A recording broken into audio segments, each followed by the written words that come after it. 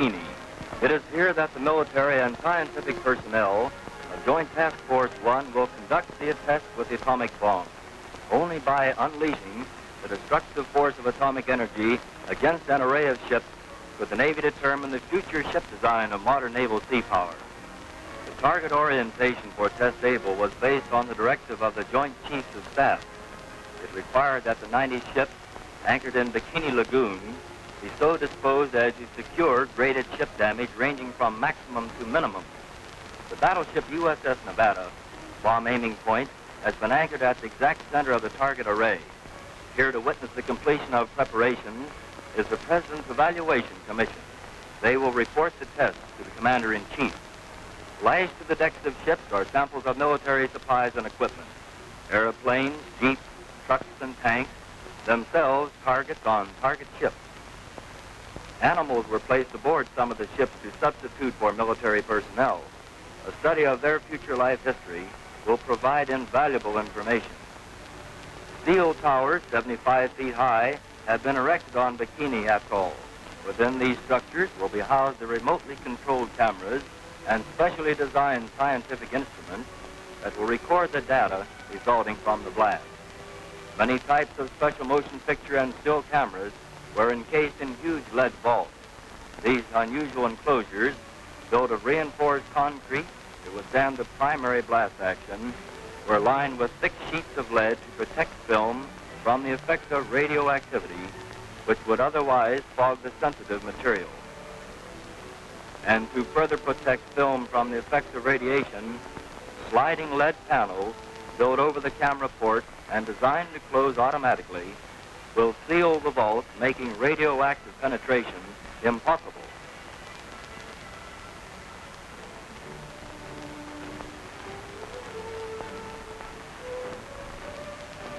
The immense task of transferring personnel and the vast quantities of supplies, instruments, and special equipment from Kwajalein to Bikini was relieved by PBMs of the Naval Air Transport Service. Secretary of the Navy James Forrestal comes aboard the USS Mount McKinley and is greeted by Vice Admiral Blandy, commander of Task Force 1.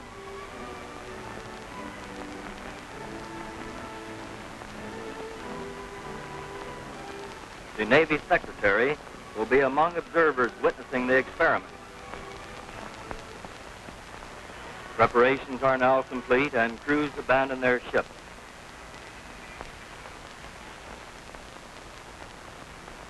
Shown here is Captain Low H. Bibby, commanding officer of the venerable old battleship USS New York.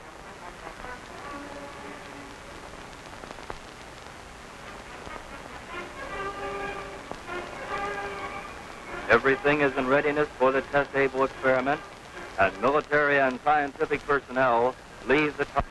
On Able Day -1, command ships proceed to an area approximately 14 miles from the lagoon where the blast can be safely observed. Dawn on Kwajalein, July 1st, 1946. This was Able Day. Army Air Force camera, observation, and weather and instrument planes prepared to take off. The B-29 and C-54 photographic planes bristle with cameras of every type and description.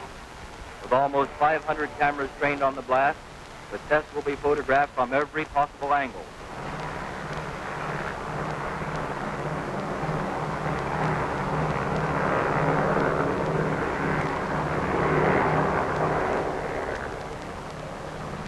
Poised on the loading ramp is the B-29 Dave's Dream bomb-carrying aircraft.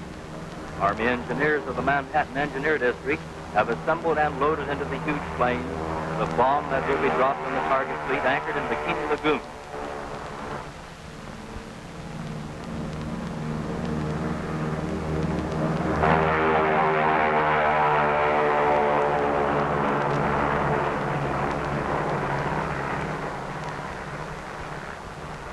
With her escort of photographic and weather and instrument planes, Dave's Dream proceeds to the Bikini target.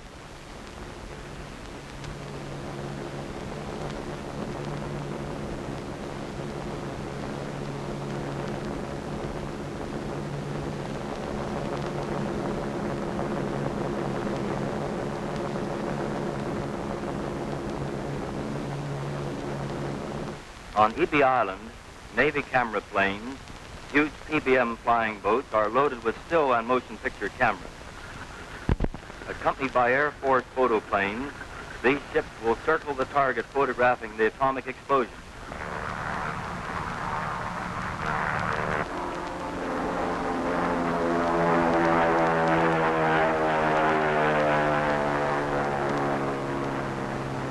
At Inawetok, Army Air Force drones are preparing to take off. These pilotless planes will be guided through the center of the cloud column to record scientific data, as well as to provide valuable information concerning the effects of the blast upon military aircraft.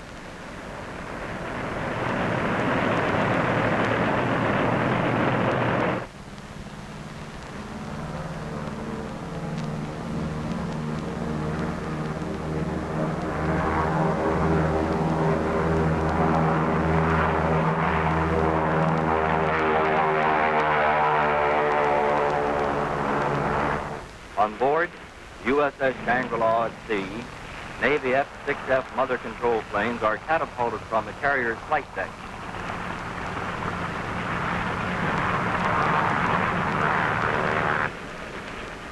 When the monitoring planes are properly located over the ship, the drone aircraft are launched and temporarily guided from the carrier until control is picked up by the planes in the air.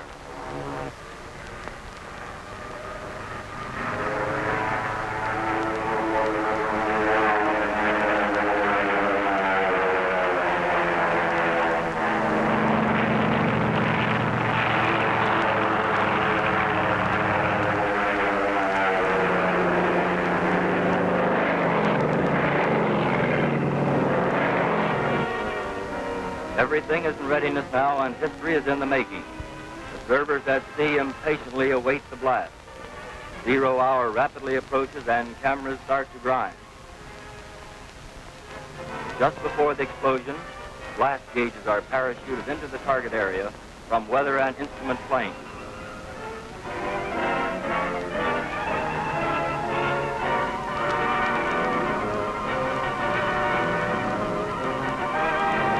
The bomber is over the target, the bomb is away, and 1 second to go.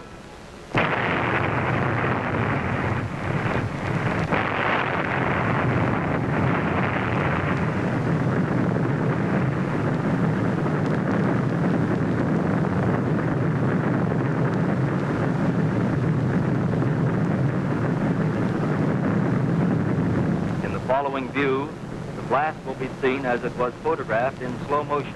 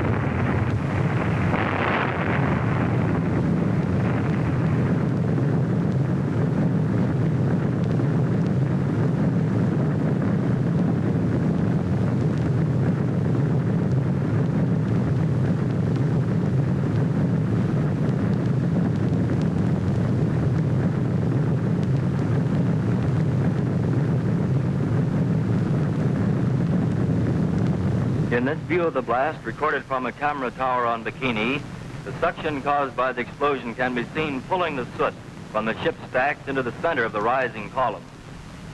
The towering cloud column rose to a height of almost 8 miles.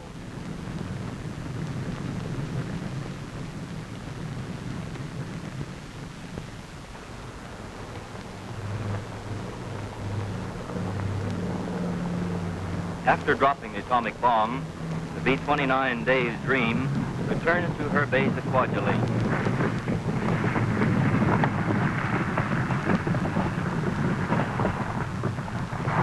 Not far behind are the aircraft photographic planes with a film record of one of the most amazing and spectacular events in the annals of history.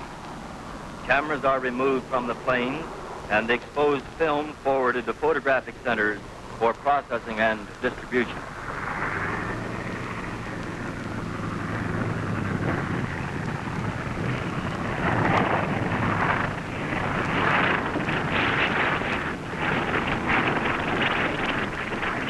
B-17 Air Force drones land at Inuiatok.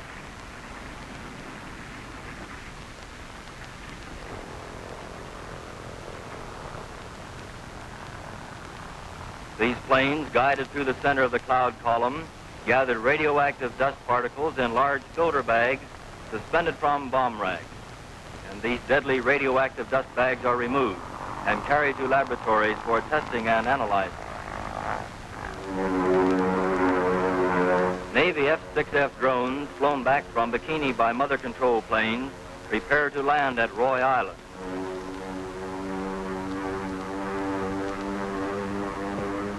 When the drone's near the ground, air control is switched to the ground control officer at the edge of the flight strip who lands the pilotless aircraft.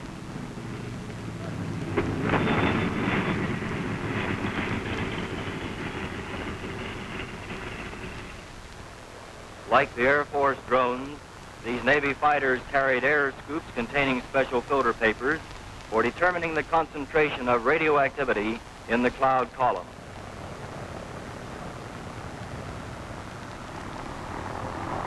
Crews taking out the dangerously radioactive materials were carefully indoctrinated in the procedure of handling such objects in order to avoid lethal burns from the fission product, deadly gamma and beta rays.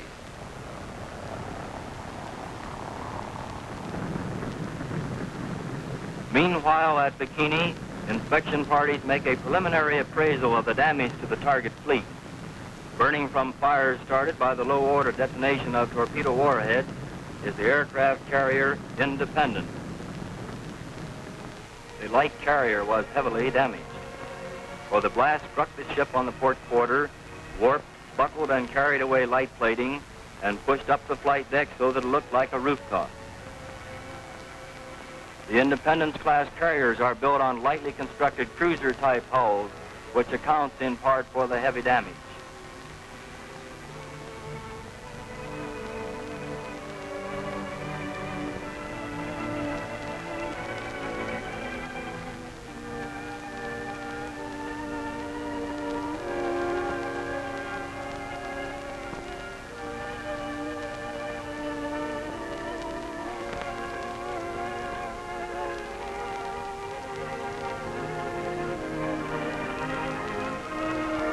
The aircraft carrier Saratoga was undamaged except for a small fire in supply stores.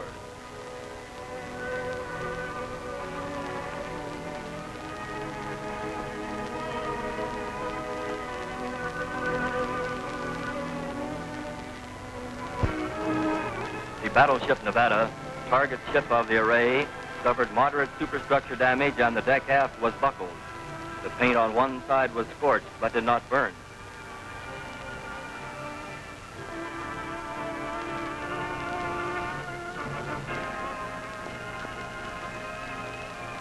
The period between Test Able and Test Baker experiments was an extremely busy one. The immense task of making detailed and comprehensive inspections, recording data, and reorienting the entire target fleet for the underwater test was completed.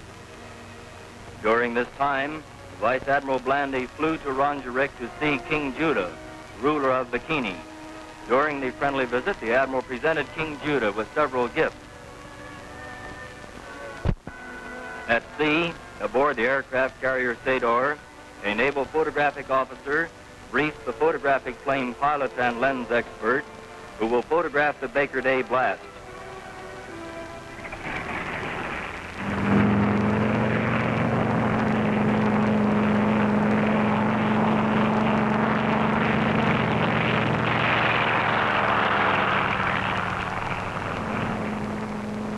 taking off from the carrier are control planes that will guide the radio-controlled drone boat.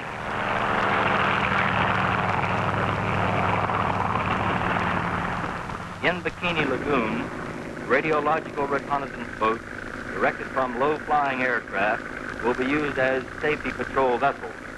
Immediately after the blast, these drone boats equipped with special instruments to record radioactivity will be guided through the target area to capture samples of water and air.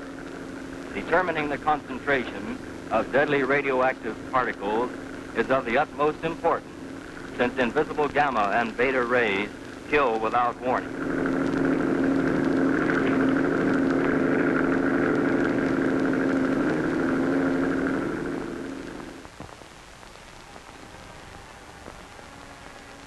Aboard the firing ship USS Cumberland Sound, the Los Alamos group of the Manhattan Engineer District enter the timing laboratory where the radio transmitters and specially constructed instruments for detonating the bomb are located.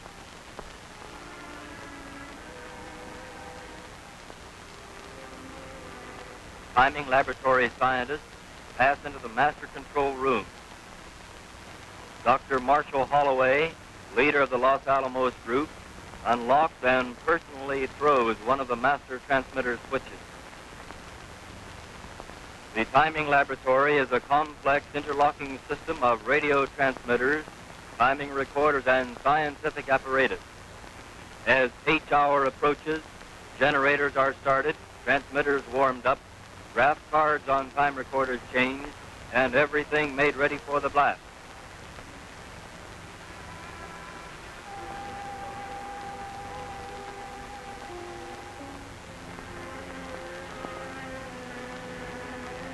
H-hour minus 2 minutes is broadcast from the ship, and all hands stand by. Sitting at the central console switchboard with a microphone is Dr. Ernest Titterton, assistant to Dr. Holloway. As he announces H-hour minus 30 seconds, Dr. Holloway throws the 30-second switch.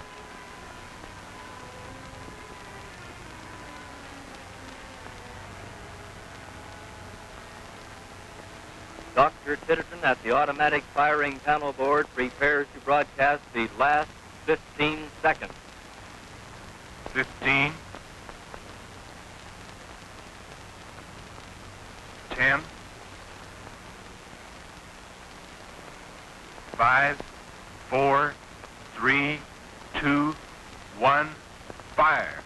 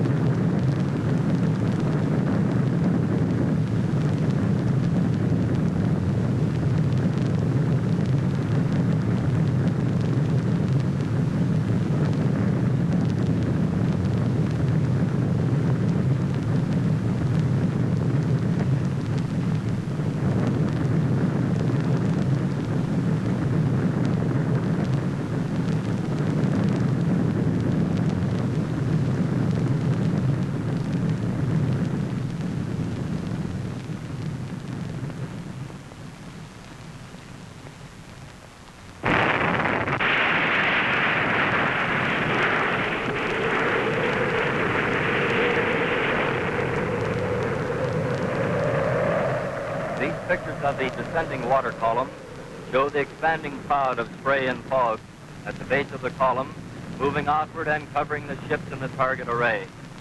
Great quantities of radioactive water from the column descended upon the decks of the nearby vessels, and ship hulls a mile away were drenched by the wall of foaming water. This wall of lethal spray and fog eventually covered the entire target fleet.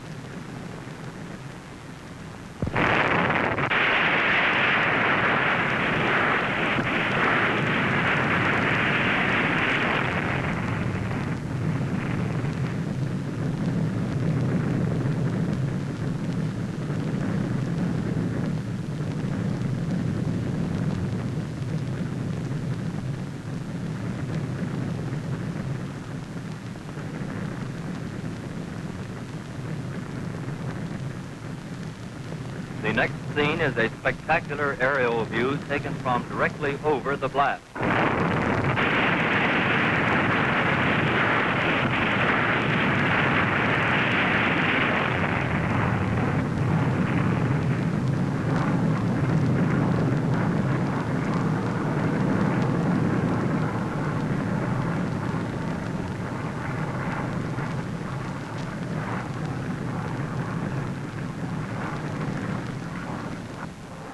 one of the drone airplanes flying over the target fleet after the blast.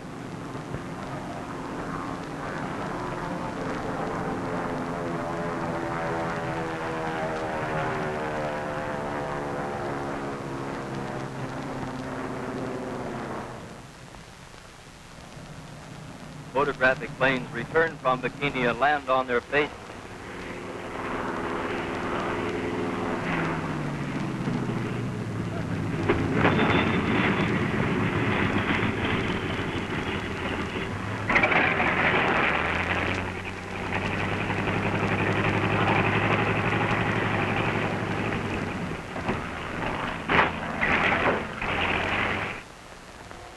Cameras are removed and the exposed film forwarded to the Naval Photographic Center in Washington, D.C.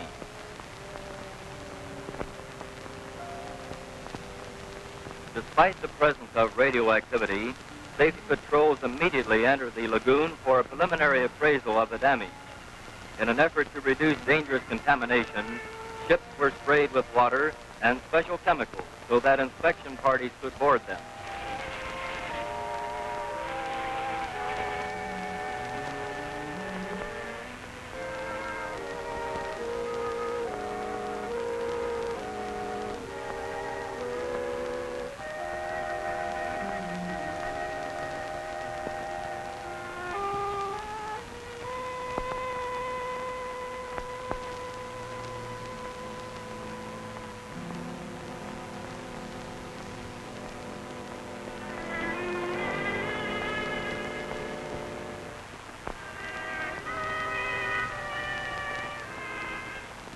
The destroyer Hughes, her hull ruptured by the blast action, was beached on NU Island in sinking condition.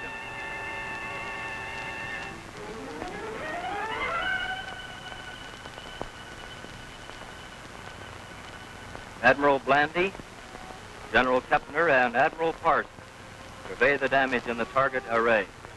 Shown here is the Japanese battleship Nagato, which flooded and capsized 5 days after the blast.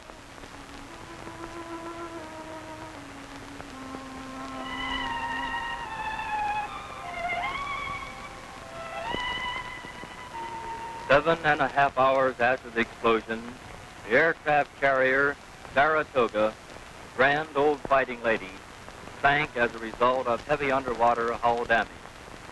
It must be remembered that the primary purpose of the Bikini experiment was to secure precise technical information which will be used to determine necessary changes in the design and construction of all military equipment, and especially Navy vessels. Vessels required to maintain your Navy at maximum effectiveness. We must be fully prepared to protect our national security promptly and effectively in the event that we are attacked. We must defend ourselves against this new and elemental force or be destroyed by it.